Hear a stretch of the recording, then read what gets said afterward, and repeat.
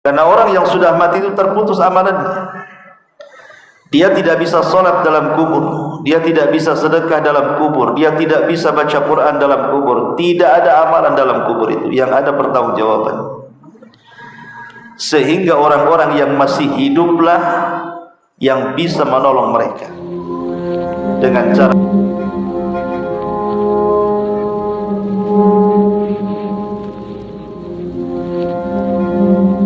Bismillahirrahmanirrahim.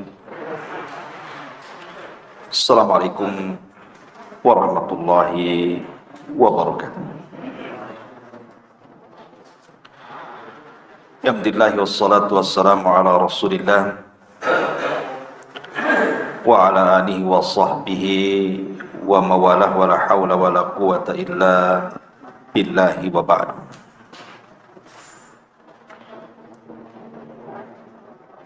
Alhamdulillah, segala puja dan puji hanya milik Allah subhanahu wa ta'ala. Salawat dan juga salam kita hadiahkan kepada Rasul kita Nabi besar Muhammad sallallahu alaihi wa ala alihi wasallam. Ma'asyiral muslimin yang dimuliakan Allah subhanahu wa ta'ala, biasa kita mengkaji tafsir. Malam ini tema yang akan kita sampaikan masih tematik, dan kita akan membahas tentang 10 amalan yang bermanfaat untuk orang yang sudah meninggal. Ma'asyiral muslimin wal muslimat rahimani wa rahimakumullah.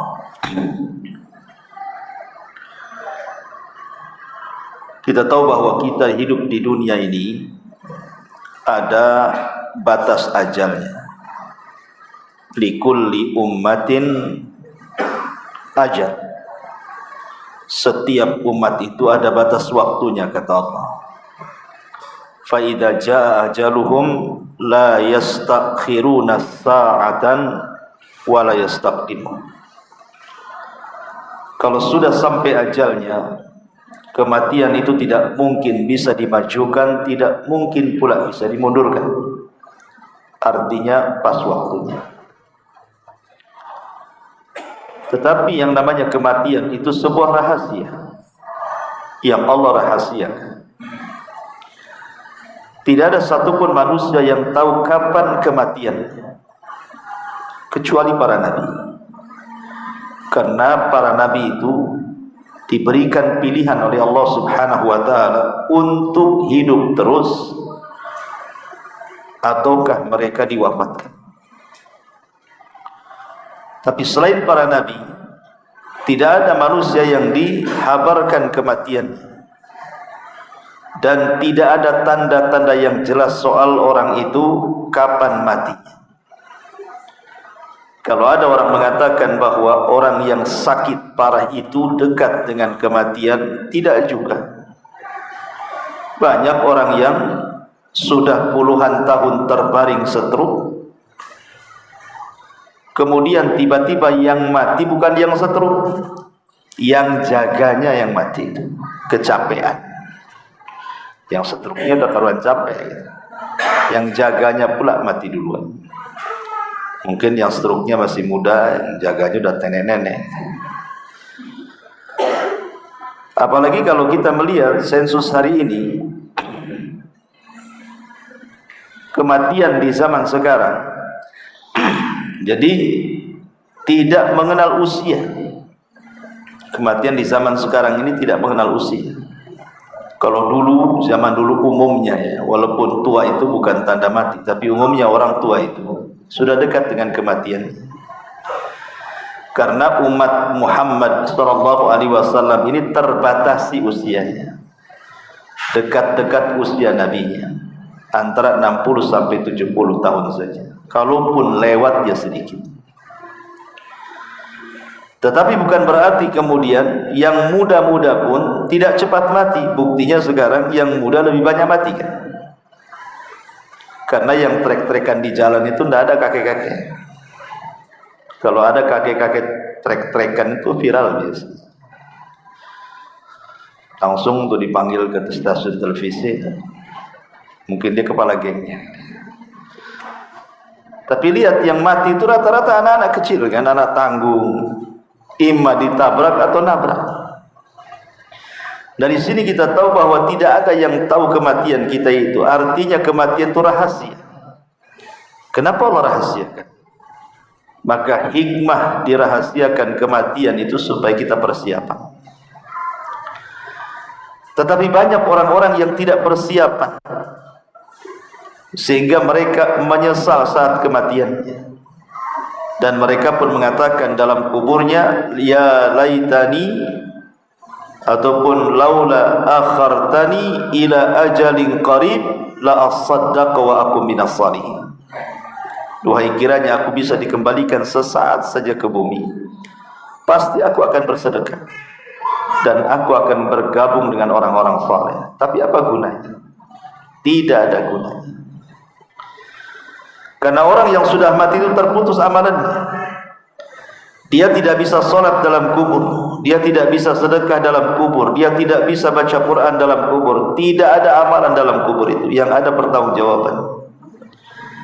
Sehingga orang-orang yang masih hiduplah yang bisa menolong mereka. Dengan cara apa? Menghantarkan pahala-pahala amalan untuk orang-orang yang sudah meninggal. Kemarin ada yang telepon saya, anak muda dari Aceh, dari mana? Dia telepon saya. Pas nelpon kok nangis dia, nangis gitu ya. Saya bilang, ada apa kau nangis? Dia bilang ibunya meninggal. Kemudian dia bercerita dulunya dia itu anak yang durhaka kononnya, tidak pernah berbakti dengan orang tuanya, sudah tidak pernah sholat, terkena pergaulan bebas, durhaka pula sama orang tua. Jadi setelah orang tuanya meninggal dalam beberapa bulan begitu, Allah Subhanahu wa taala berikan hidayah, dia hijrah. Mulai dia sholat, ngaji, tahu pula bagaimana hukum birrul walidain. Disitulah dia terasa. Baru dia sadar ketika orang tuanya masih hidup dia durhakai, ketika sudah meninggal mau berbuat baik. Itulah kadang-kadang kita seperti itu. Tetapi apakah kemudian anak yang seperti ini tidak bisa berbuat baik kepada orang yang sudah meninggal dari orang tuanya? Agama tidak menyempitkan masalah. Di sana ada amalan-amalan yang kalau seandainya di masa hidup orang tua itu kita tidak bisa berbuat baik, maka saat kematiannya ada amalan-amalan yang bisa kita berbuat baik kepada mereka. Tetapi jangan nunggu orang tua mati, karena amalan kita kepada orang tua yang hidup jauh lebih besar pahalanya, lebih manfaat lagi kepada orang tua dibandingkan sesudah kematiannya. Ma'asyiral muslimin yang dimuliakan Allah Azza wa Jalla, tidak banyak mukadimah. Yang pertama, amalan yang bermanfaat untuk orang mati adalah ad-du'a wal istighfar. Berdoa dan mintakan ampun akan dosa-dosa orang-orang yang sudah meninggalkan kita. Dan itu disyaratkan di dalam Al-Qur'anul Karim, di mana Allah Subhanahu wa taala mengatakan walladzina ja'u min ba'dihim yaquluna rabbana ighfir lana wa li ikhwanina alladzina sabaquna bil iman wa la taj'al fi qulubina ghillan lil ladzina amanu rabbana innaka ra'ufur rahim. Dan orang-orang yang datang setelah mereka berkata, ya Rabb kami, ampunilah dosa-dosa kami dan dosa saudara-saudara kami yang telah mendahului kami dari keimanan. Kalimat ini menunjukkan apa? Ada anjuran kita mendoakan saudara-saudara kita yang sudah dahulu meninggalkan kita. Makanya kalau antum ziarah kubur, antum ziarah kubur enggak? Nggak yakin antum. Antum kalau ke kuburan itu kalau ada orang mati aja. Kalau sengaja ziarah kubur itu nggak yakin buka-buka antum. Nabi SAW itu ziarah kubur malam-malam, ikhwan. Ya, Aisyah radhiyallahu anha pernah bercerita ketika di malam hari Rasul hilang di samping dia, dicari-cari rupanya ada di Baqiyah, sedang mendoakan orang-orang Baqiyah. Antum kayak Nabi malam-malam ketemu jangan bawa kawan, sendiri aja. Nanti antum lihat bendera partai di situ warna putih berkibar-kibar. Masyaallah muslimin yang dimuliakan Allah Azza wa Jalla. Jadi ziarah kubur itu manfaatnya dua. Ziarah kubur itu manfaatnya dua. Manfaat yang pertama kembali kepada kita yang berziarah. Dan manfaat yang kedua kembali kepada orang yang ada di kubur itu. Ingat, jadi ziarah kubur itu dua manfaat. Manfaat kembali kepada kita yang berziarah dan juga manfaat kepada orang yang ada di kubur. Adapun manfaat untuk kita, sebagaimana Nabi SAW mengatakan, "Kuntu nahaitukum an ziyaratil kubur fazuruha fa innaha tudzakkirukumul akhirah." Dulu kata Rasul, kularang kalian ziarah kubur. Tapi sekarang ziarahlah kalian. Dengan itu kalian akan diingatkan dengan akhirat. Dari sini kita tahu faedah ziarah kubur apa? Untuk mengingat akhirat, dengan kata lain melembutkan hati. Antum yang keras-keras hati, ziarah kubur. Kemudian yang kedua, manfaat untuk orang mati. Karena di antara yang disyariatkan, yang jelas-jelas disyariatkan ya, ziarah kubur itu dua. Pertama, mengucapkan salam. Assalamualaikum ya ahlal kubur. Kemudian yang kedua, doa. Salam sendiri sebenarnya terkandung doa juga, karena ketika kita mengatakan Assalamualaikum ya ahlal kubur, seolah-olah kita katakan semoga Allah menyelamatkan kalian dari hal-hal yang menakutkan untuk kalian, atau hal-hal yang membuat kalian terkena masalah dalam kuburan. Kemudian yang kedua, doa. Doa yang kita panjatkan kepada seluruh penghuni kubur yang sudah mendahului kita dengan keimanan mereka meninggal. Doa secara umum ataupun doa secara khusus. Namanya kita menziarahi orang tua kita.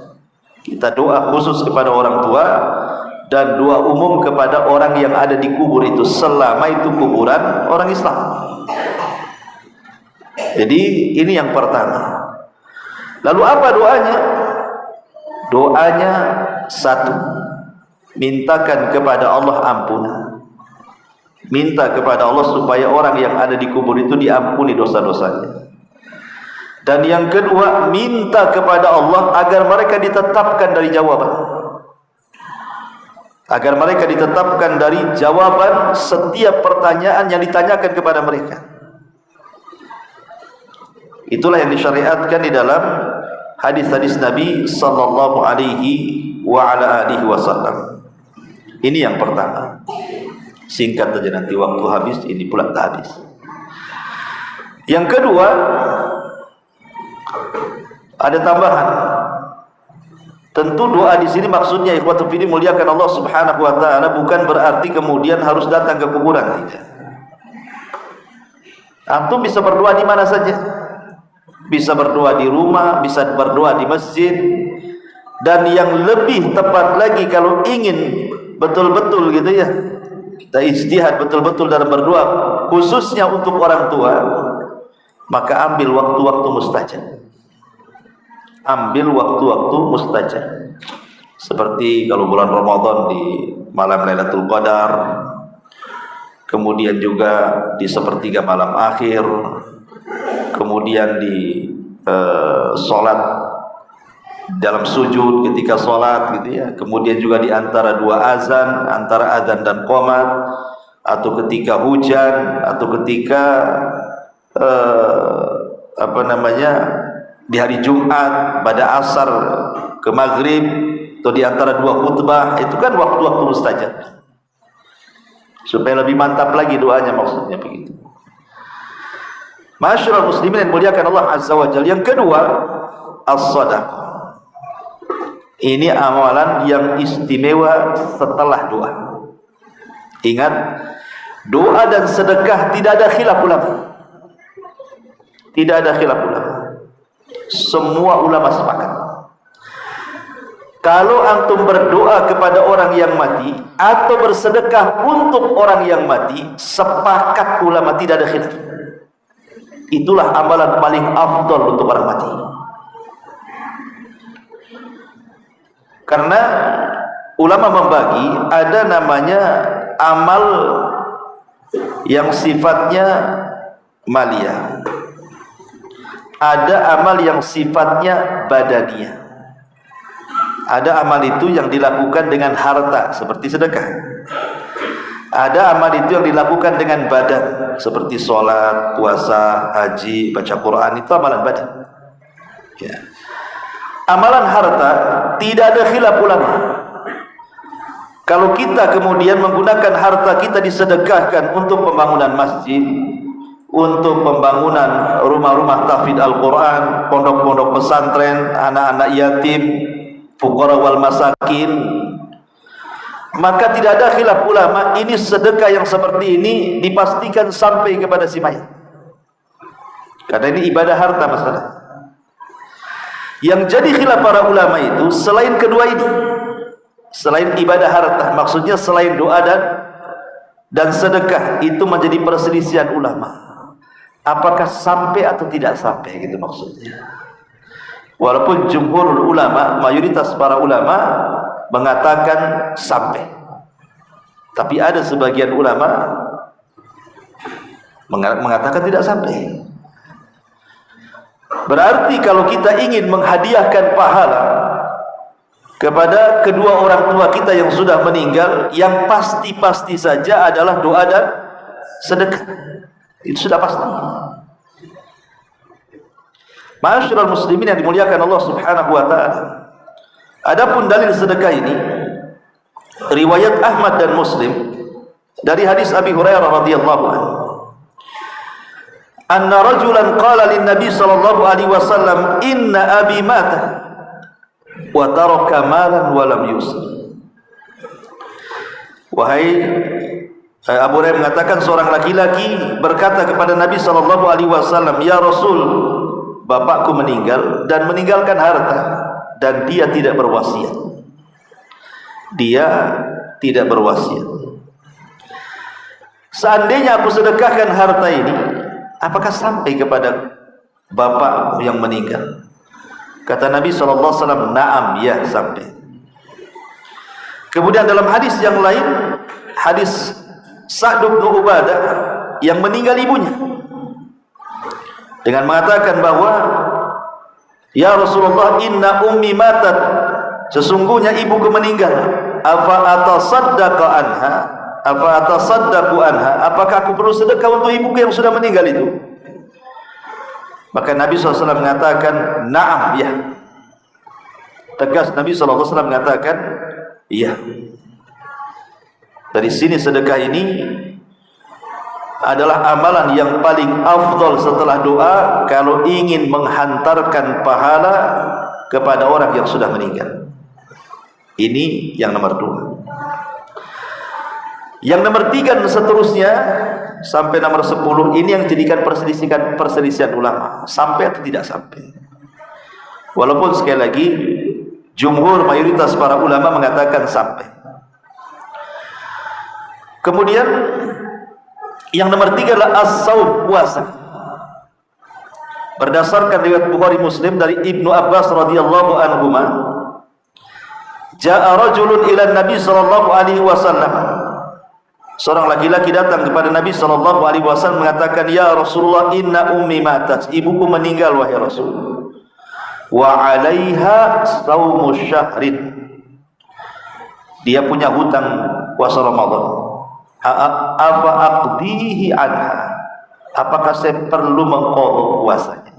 Perlu enggak saya qadha puasanya? Maksudnya apakah sampai kalau saya qada puasa ibuku tuh yang meninggal tuh? Maka kata Nabi SAW, "Lau kana ala ummuka dainun akunta qadhihi anha." Sekarang saya tanya, kata Rasulullah, seandainya orang tua punya hutang di dunia ini, apakah akan bayar hutang itu? Dia mengatakan, ya. Fadainullah ahaqqu an yuqda. Tentu hutang kepada Allah lebih berhak dibayar. Kalau hutang kepada manusia saja, ibumu punya hutang kau bayar.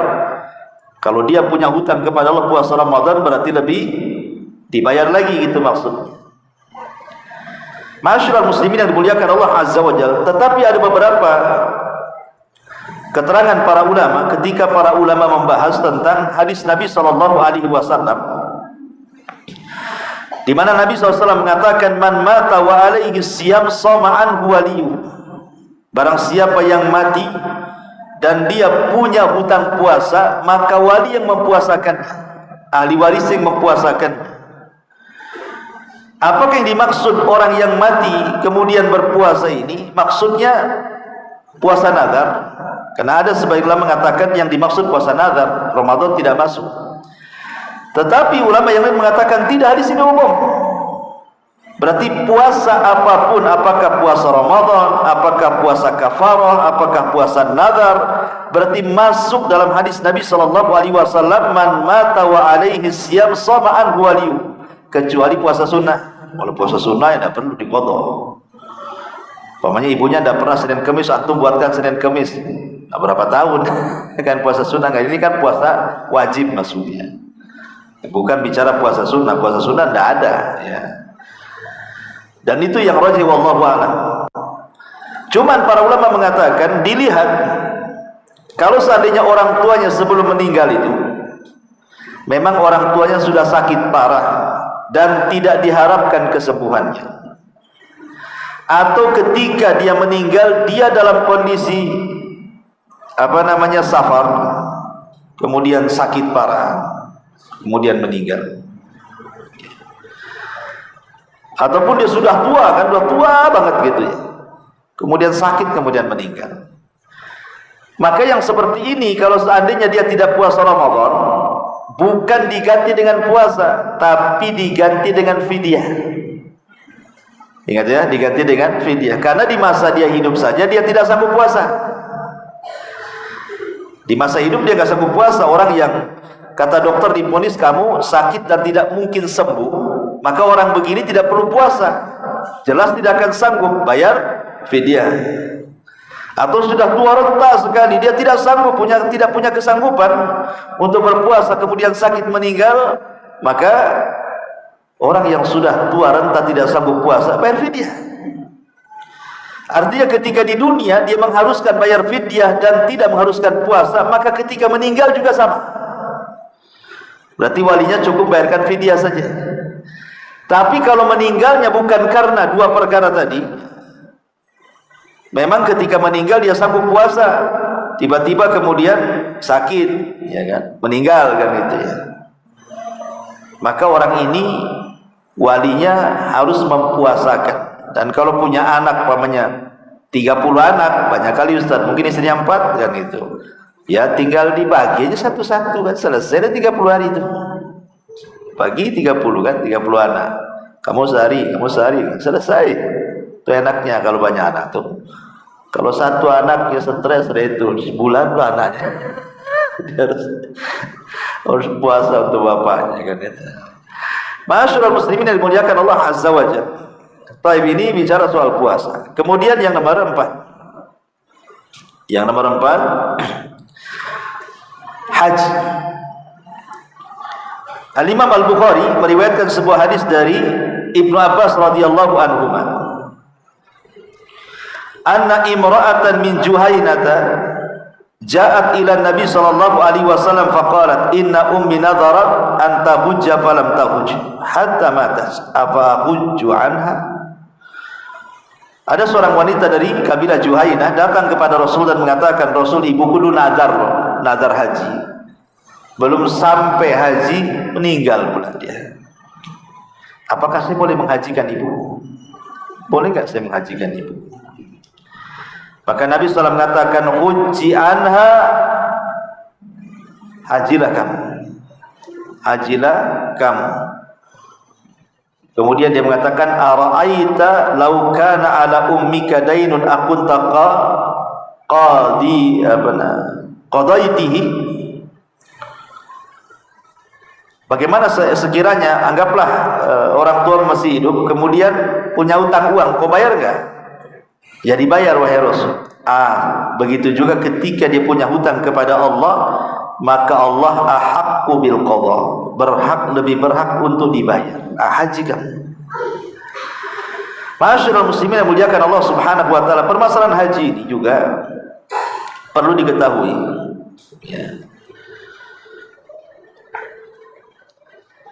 Ada dua permasalahan yang perlu antum tahu. Yang pertama, kalau seandainya orang yang meninggal, orang tua yang meninggal ini, kita punya orang tua meninggal, kemudian bernazar haji. Kalau dia memang orang kaya, ikhwan, memang dia punya harta memang, pengen haji, harta banyak, tetapi ketika hendak mau haji, Allah takdirkan meninggal pula dia, tidak sempat, maka walinya wajib menghajikan.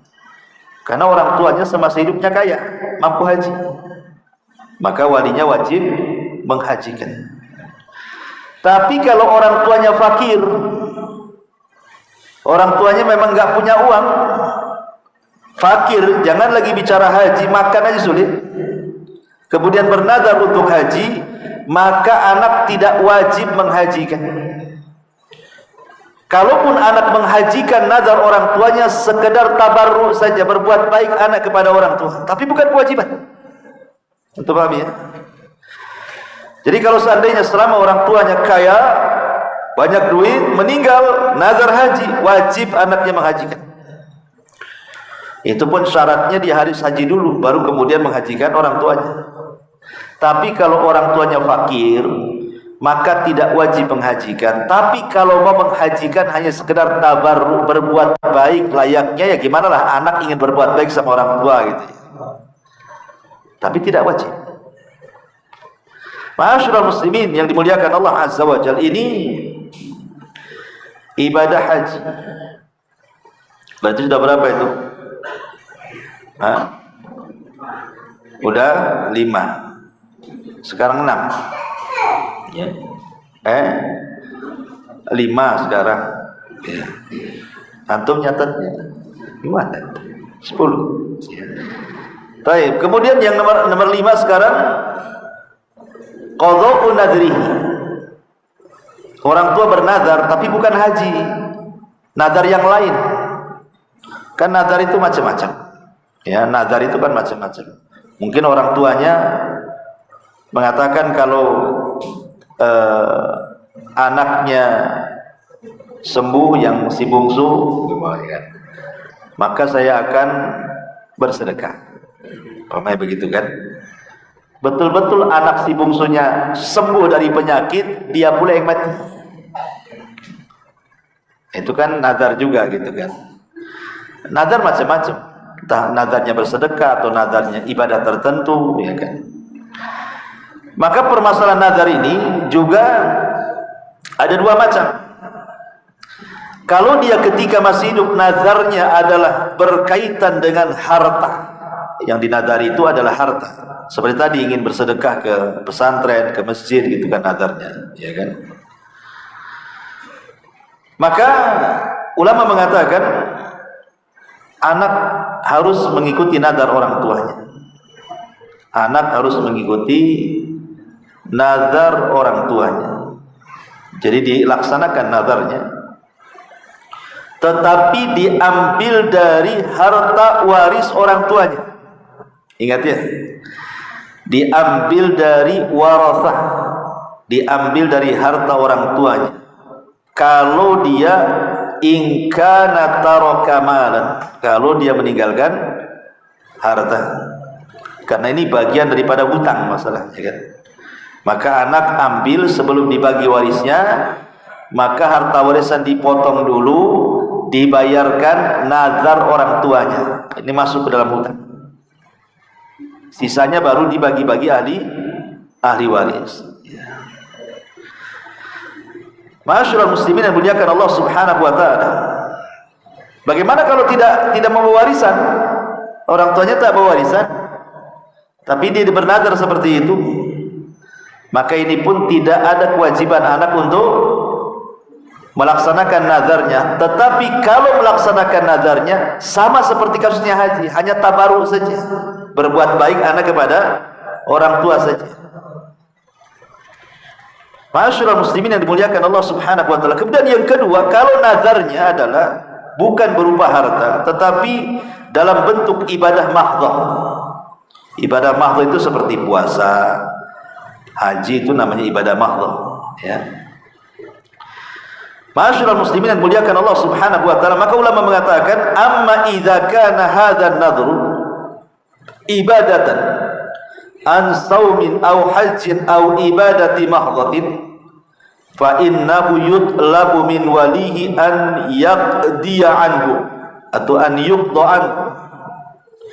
Kalau memang sifatnya ibadahnya bukan ibadah harta tapi ibadah badan, maka ulama mengatakan maka walinya harus melaksanakan nazar orang tua, ya.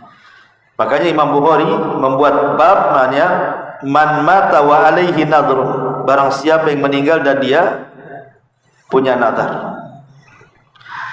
Ma'asyiral muslimin yang muliakan Allah Subhanahu wa taala, ya tentu ini kembali ke kemampuan. Pamannya nazar haji, anaknya miskin semua.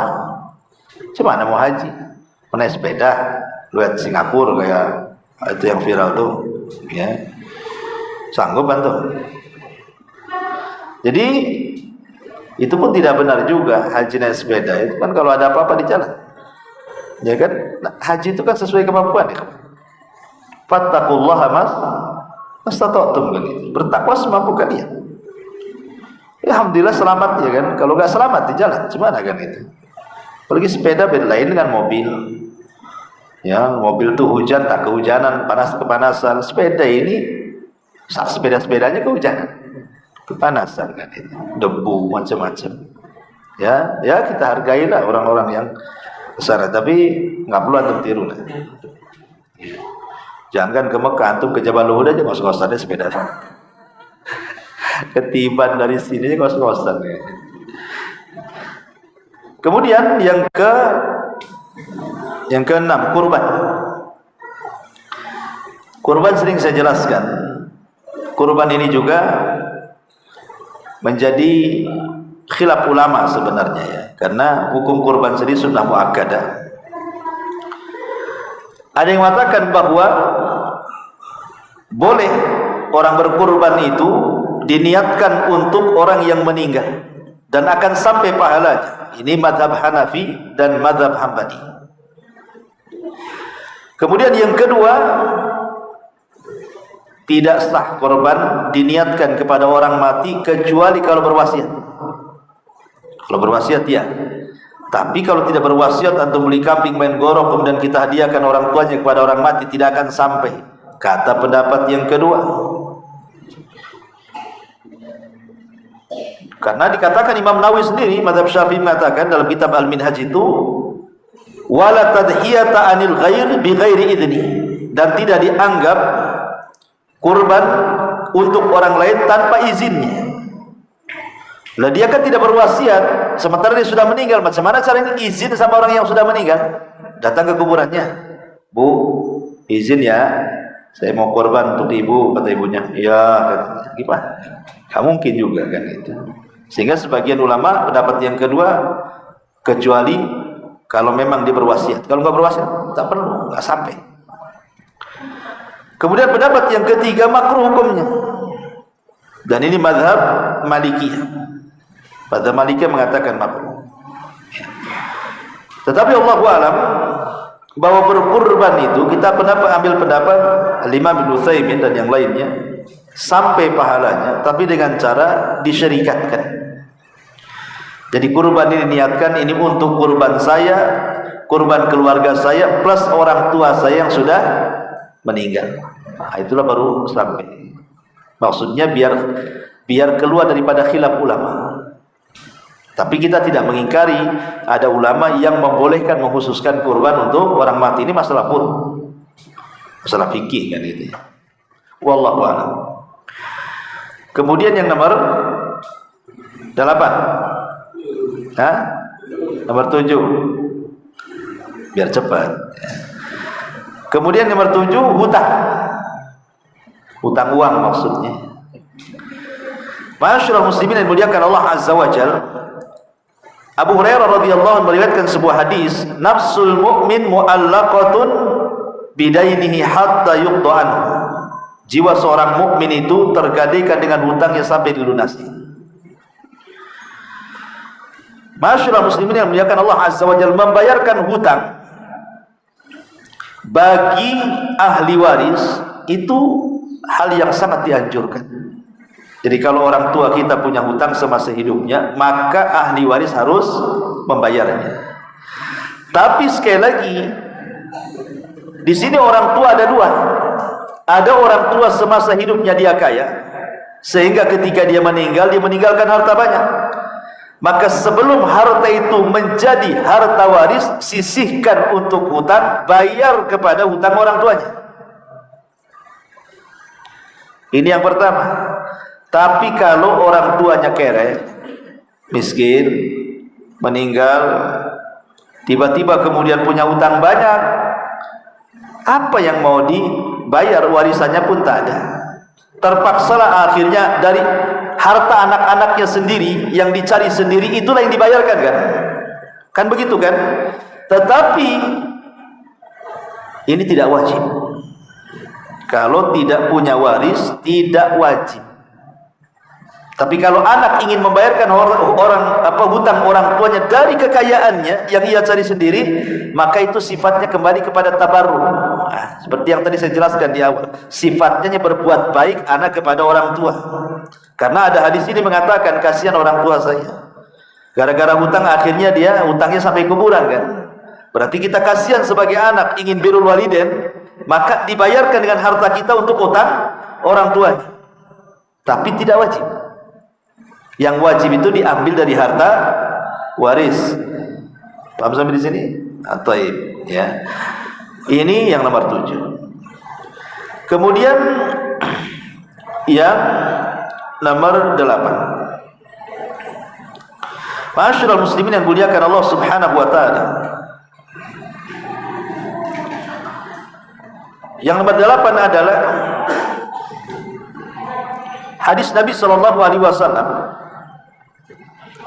mimma yalhaqul mu'min min amalihi wa hasanatihi ba'da mautihi ilman allamahu wa nasharahu aw waladan salihan tarakahu aw mushafan warathahu aw masjidan banahu aw baitan banahu libni sabil aw nahran ajrahu aw sadaqatan akhrajaha min malihi fi sihhatihi wa hayatihi talhaquhu min ba'di mautihi, yang akan mengantarkan amalan kepada orang yang beriman setelah kematiannya. Pertama, ilmu yang disebar semasa hidupnya. Ilmu yang disebar semasa hidupnya. Yang kedua, anak soleh yang ditinggalkannya. Yang ketiga, mushaf yang diwakafkannya. Yang keempat, masjid yang dibangunnya. Yang kelima, rumah singgah bagi ibnu sabil. Yang keenam, air yang dialirkan ke masjid, ke pesantren. Yang ketujuh, sedekah yang dikeluarkan dari hartanya di masa sehatnya, maka amalan-amalan ini akan terus mengalir sampai kepada wafatnya. Lihat, enak ya? Makanya seorang mukmin al-kayyisu, orang mukmin cerdas itu adalah orang yang memilih amalan-amalan yang kalau dia mati, amalan-amalan itu ngalir terus. Kalau dia mati itu amalan-amalan itu ngalir terus. Harus cerdas. Ma'asyiral muslimin yang muliakan Allah Azza wa Jalla. Ini yang nomor 8. Nomor 9-nya hadis dari Abu Hurairah yang ma'ruf, kita sering dengar. idza mata ibnu adam in qata'a amaluhu illa min salasin, sadaqatin jariyah aw ilmin yuntafa'u bihi aw waladin salihin yad'ulahu. Apabila anak Adam meninggal dunia, tidak terputuslah amalannya kecuali 3 perkara: sedekah yang mengalir, ilmu yang bermanfaat, anak soleh yang mendoakannya. Ya, hadis ini juga mungkin masuk juga pada hadis yang ke-8 kan. Tetapi yang jadi polemik para ulama adalah yang terakhir, yang nomor 10, tentang baca Quran. Sedikit saja masalah baca Quran. Ulama berselisih pendapat tentang menghadiahkan bacaan Al-Quran, entah surah Al-Fatihah, entah Al-Baqarah, entah apa, terserah, yang penting Quran kan itu. Ya, antum harus membedakan antara baca Quran di kuburan dengan mengirimkan pahala bacaan Quran untuk orang yang dikubur. Kan beda tuh. Kalau antum baca Quran datang ke kuburan, itu beda. Ya, dengan antum baca di rumah, baca di masjid, menghadiahkan pahala Quran ke orang yang dikubur. Adapun baca Quran di kuburan, wallahu alam, saya tidak pernah mendapatkan dalil. Ya, tidak mendapatkan dalil. Yang jadi khilaf para ulama itu adalah kalau antum baca Quran di masjid, di rumah, kemudian dihadiahkan pahalanya untuk orang mati. Ini yang menjadi khilaf para ulama. Ada yang mengatakan sampai, ada yang mengatakan tidak sampai. Ada yang mengatakan sampai, ada yang mengatakan tidak sampai. Tapi ranahnya tidak sampai bid'ah. Kenapa? Karena ini masalah furu'. Masalah furu'. Ya. Tetapi maksudnya begini, ikhwan, yang dibolehkan para ulama itu adalah tawassul dengan amal soleh. Tawassul dengan amal soleh begini, pamannya saya baca surah Al-Fatihah atau Al-Baqarah atau Al-Imran.